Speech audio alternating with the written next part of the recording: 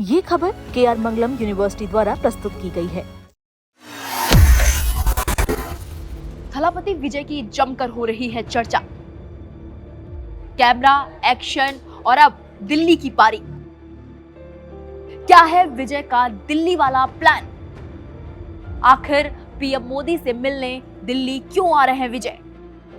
नमस्कार, मैं हूं आपके साथ दीपिका पांडे और आप देख रहे हैं दैनिक जागरण न्यूज।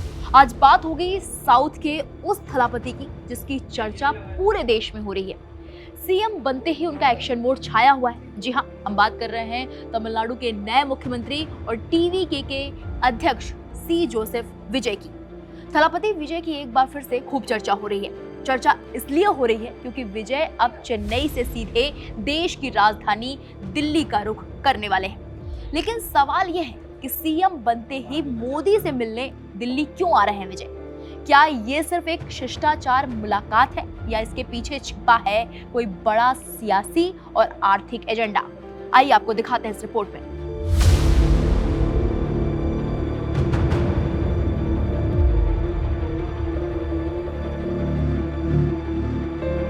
तमिलनाडु की सत्ता संभालने के बाद मुख्यमंत्री सी जोसेफ विजय अब अपनी पहली हाई प्रोफाइल दिल्ली यात्रा की तैयारी में है।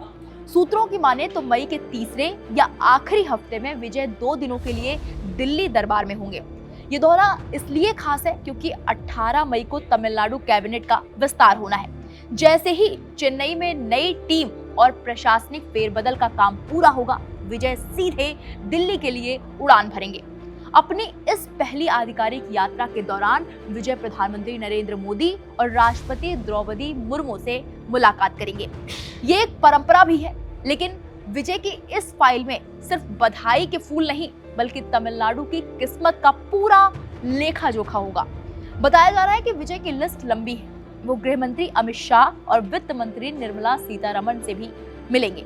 खबर यह है कि विजय अपने साथ एक विस्तृत ज्ञापन यानी मेमोरेंडम लेकर आ रहे हैं। इसमें तमिलनाडु के लिए रुकी हुई केंद्रीय फंडिंग, मुआवजे की बकाया राशि और केंद्र के योजनाओं में राज्य की हिस्सेदारी की मांग होगी। सिर्फ पैसा ही नहीं बल्कि चेन्नई से लेकर कन्याकुमारी तक फैले इंफ्रास्ट्रक्चर प्रोजेक्ट्स, अर्बन डेवलपमेंट और इंडस्ट्रियल इन्वेस्टमेंट के प्रस्ताव पर भी सीधी बात होगी। विजय दिल्ली को ये बताएंगे कि उनकी नई सरकार की प्राथमिकताएं क्या-क्या है। सियासी गलियारों में चर्चा इस बात की भी है कि विधानसभा चुनाव में अपनी ताकत दिखाने के बाद विजय की ये पहली दिल्ली मुलाकात नेशनल लीडरशिप के साथ उनके रिश्ते की नई इबारत लिखेगी। तो साफ है, विजय की ये दिल्ली यात्रा सिर्फ एक मीटिंग नहीं है बल्कि तमिलनाडु के हक की लड़ाई और केंद्र के साथ एक नए तालमेल की शुरुआत है। अब देखना दिलचस्प होगा कि जब थलापति दिल्ली के गलियारों में कदम रखेंगे तो वहां से क्या खास लेकर लौटेंगे। वहीं आपको एक बात और बता दें कि विजय ने एक बड़ा फैसला लेते हुए 717 शराब की दुकानों को बंद करने का निर्देश दिया, जिसकी तारीफ हर जगह हो रही है। इस पर अयोध्या के महंत राजू दास का भी बड़ा बयान सामने आया है। उन्होंने क्या कुछ कहा है, आइए आपको सुनवाते हैं। इसके लिए मैं आभार व्यक्त करता हूं मुख्यमंत्री जी का, सीएम विजय का, कि शैक्षिक संस्थान, धार्मिक स्थल और बस अड्डे, रेलवे स्टेशन, इसके आसपास उन्होंने मदिरालय को बंद किया है। ये अच्छी बात है। मदिरा को तो वैसे ही बैन कर देना चाहिए, प्रतिबंध कर देना चाहिए, बंद कर देना चाहिए। लेकिन सीएम विजय भी सनातन के पक्षधर नहीं है। जो भगवान राम को गाली देने वाला, जो अलग से एक रामायण ही लिख दिया है, उसकी वो पूजा करते हैं। पता नहीं कैसे 88% वहाँ हिंदू हैं, वहाँ का हिंदू कब जगेगा? इन सनातनियों को दौड़ा दौड़ा कर खदेड़ना चाहिए और खदेड़ को भगाना चाहिए। और उसको आप कुर्सी पर बैठा रहे हो। जिस राज्य में अधिकतर रेवेन्यू मंदिर देता हो, उस मंदिर के चढ़ावा से राज्य का कामकाज चलता हो, उस राज्य में सनातन की मिटाने की बात होती है सीएम के सामने में। ये दुर्भाग्यपूर्ण है। मैं राज्य के लोगों से आह्वान अपील करूंगा कि पूरे प्रदेश से मदिरा का दुकान बंद होना चाहिए। सीएम को फिलहाल धन्यवाद, लेकिन ये सीएम कालनेमी सीएम है। इसके नाते हिंदुओं जग जाओ, नहीं जगोगे तो फिर ठीक नहीं होगा। स्टालिन परिवार को आपने देखा होगा, सनातन को क्या क्या कह दिया, कोरोना, डेंगू, मलेरिया, सनातन उन्मूलन करके कार्यक्रम चला रहा था। आज वो मिट्टी में मिल गया, विपक्ष में है, फिर भी आज सदन में उसने कहा कि नहीं, सनातन को मिटाना चाहिए। ये दुर्भाग्यपूर्ण बयान है और मैं इसके पक्ष में हूं कि उन्होंने कहा कि शराबबंदी होनी चाहिए।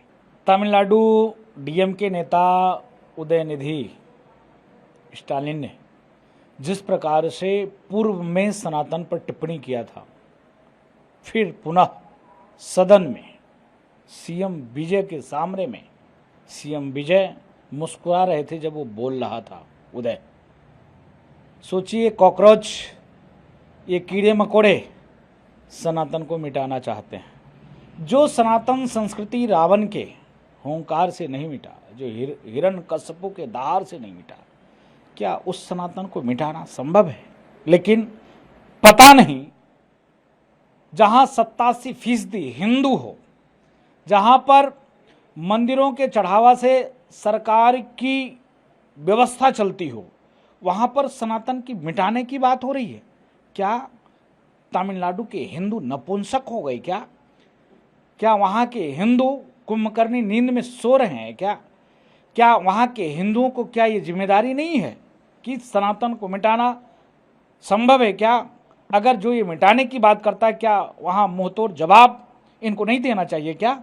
मैं पूछना चाहता हूं उन लोगों से जो लोग सेकुलरिज्म की बात करते हैं, क्या सनातन को गाली देना सेकुलरिज्म है? क्या सनातन को मिटाना सेकुलरिज्म है? क्या अगर दम है, अगर वाकई में सेकुलरिज्म की बात करने वाले लोग हो, तो एक बार बोलकर देख लो कि इस्लाम को समाप्त कर देंगे। एक बार बोलकर देख लो, ईसाइयत को समाप्त कर देंगे। पूरे दुनिया में आतंक व्याप्त कहां से है दुनिया जानती है।